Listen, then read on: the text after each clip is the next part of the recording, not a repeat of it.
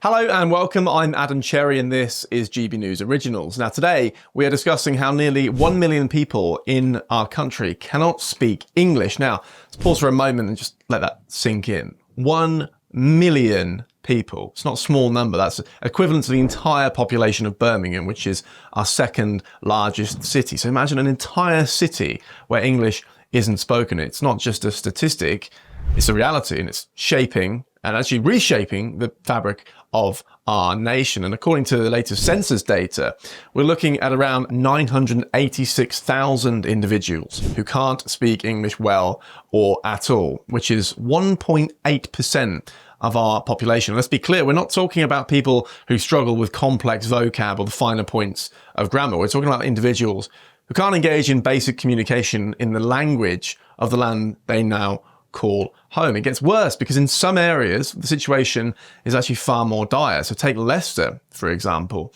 In Leicester, a whopping 13.8% of residents over the age of 3 can't speak English well or at all. That's 1 in 8 people. Now, can you imagine the challenges this creates for social cohesion and for public services, for the very basic functioning of society? Obviously, we're in a multicultural society, but diversity without integration isn't strength. It's actually division. It's really important. Now, let's talk about the economics as well for just a moment. How can we expect non-English speakers to contribute fully to our economy? The job market becomes limited for those who can't communicate in English. So they're often relegated to lower skilled, lower paying jobs if they can find work at all. It's not only limiting their own economic prospects, it's also going to put a strain on our welfare system, and businesses will suffer as well. Just imagine the productivity loss when communication barriers exist within a workforce.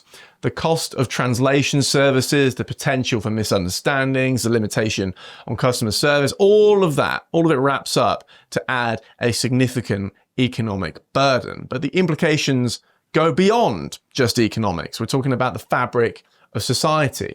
You can't build a cohesive community when a significant proportion of the population can't engage in basic conversation with their neighbours. How can we foster understanding and mutual respect when there's a literal language barrier between us? The language divide creates parallel societies within our cities. There's less integration. And we see the formation of linguistic enclaves where people live their entire lives without ever needing to learn English. It's not about multiculturalism, it's about fragmentation. Using the internet without a VPN, a virtual private network, is a bit like taking to the road without car insurance. All it takes is one unlucky moment to cost you a lot of cash. This video's sponsor is Private Internet Access. They are the VPN to help keep you safe. Click the link in the description below to find out why over 30 million people have downloaded PIA to protect themselves online.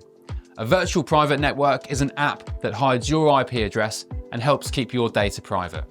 When you're browsing the internet at home, you give up a large amount of data to businesses, to shops, and indeed to social media giants too. Hackers have the ability to steal your personal data with ease, including sensitive information such as passwords, keystrokes, and even your personal photos. Private Internet Access helps protect your personal data by encrypting your internet connection to keep your data out of the hands of cyber criminals. And it's not just hackers either to be concerned about. Information can be censored too. When Canada passed their C-18 bill, social media giants decided to ban news content on their platforms. But PIA can protect your ability to consume the news and content you love. Private Internet Access is available for Windows users, Mac OS, Android, Linux, iOS, and you can use one PIA subscription to protect an unlimited amount of devices. And we've got a huge GB News discount for you too. Click the link in this video's description and you'll get a massive 83% off PIA. That's under £2 a month, the price of a coffee, and you'll get an extra 4 months completely free on top. Also, there's a 30-day money-back guarantee too. Visit piavpn.com/GB News to start protecting yourself digitally today. So how did we get here? Well, it's a combination of factors, but we have to be honest about this. immigration policies are playing a significant role here. For years, we've had a system that hasn't prioritised language skills as a criterion for entry into our country. So we've welcomed people with open arms, which is or can be commendable, particularly for high-skilled jobs. We need those people, but we fail to ensure they have the tools to fully integrate into our society. And let's not forget the role of political correctness in all this. I think for too long, people have been afraid to have this conversation. It's not about excluding people. It's about including everyone in the national conversation. And here at GB News, we discuss this on Good Afternoon Britain. Let's take a listen. Now, astonishing figures out today. Almost 1 million people in England speak little to no English at all. That's according to census data, which shows that 10% of residents born overseas struggle with the language completely. So, should we demand stricter integration requirements? Well, to discuss this, I'm now joined by Krish Kandia, the founder of the Sanctuary Foundation. That is a refugee charity and a great friend of the show. Krish, you're a gentleman. Welcome to the show. When you hear figures like this, does it concern you, or is this simply a reflection of modern Britain? We have here 1 million people who either can't speak English well or can't speak it at all. Should we be concerned? At one level, Martin, we should be concerned that 1 million people can't speak English very well. I think it's only 1.4% of immigrants would say they can't speak it at all. And we do need to be providing more service for them. We were able to step up English as a second language training for Ukrainians, and we did an amazing job, and they were able to learn very quickly. There have been cuts to ESOL provisions since 2009, and a survey in 2014 said most people were finding a waiting list to get onto a course. So maybe there's more investment needed there. But I did find something interesting, that Brits living abroad, that's about 5.5 million people, of those that have no proficiency at all in their new country's language, it's 13%. So immigrants to the UK that can't speak English at all, 1.4%. Expat Brits living abroad, 13% can't speak the language at all. So actually immigrants to the UK are doing far better than we are when we go to other countries.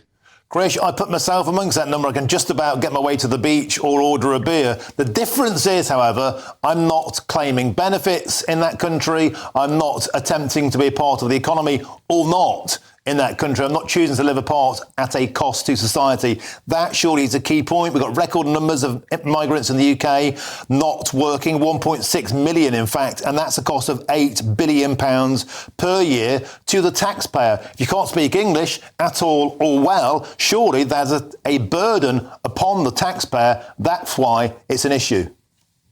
I think we're both agreed, Martin, that helping people learn English is good for them and good for our economy. So I definitely think we should invest in that.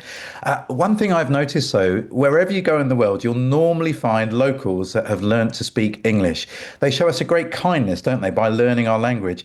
Maybe the challenge is to us that we should begin to learn the languages of those that come here. Chris, you're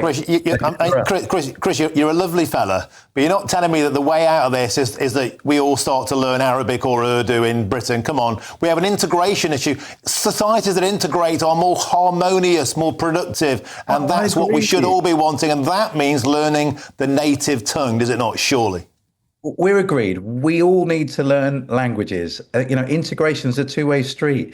I've noticed that when I learn a few words of Ukrainian, it just puts a smile on a refugee and it helps them to know they're welcome here. A few words of welcome to someone who doesn't speak English might encourage them that they're welcome here, that we want to help them to integrate and learn our languages. So I think it's a two-way street, Martin. Okay, beautiful. Chris, you're so nice, it's hard to argue with you. Thank you very much for coming on the show. Krish Kandia, the founder of the Sanctuary Foundation. Marvellous. He really is a superb gentleman. Nigel Nelson, as are you, by the way. What's your take on this? I think taxpayers have a right. It's not racist or xenophobic, is it? To say if you come to the United Kingdom, it'll be a good thing for everybody, for society, to learn the language. And it's part of the whole idea of integration. I mean, certainly speaking the language. It is one of the requirements on if you're a legal immigrant. I mean, what you get is you need to build up 70 points to come here.